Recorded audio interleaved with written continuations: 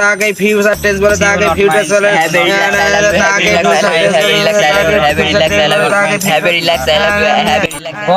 বাবা আজকে মনে হচ্ছে তোরা আমার ছাত্র। ও স্যার আপনি খালি আজ ধরেন, আপনি আজ ধরেন, আজ আমি সব পড়ি ফেলেছি, একদম সব ক্লিয়ার, একদম A to Z। আজকে তো ইংরেজি পড়া, তুই যদি এতই পারিস তাহলে বল তো ফিউচার টেন্স কাকে বলে? স্যার বড় করি কব না ছোট করি কব?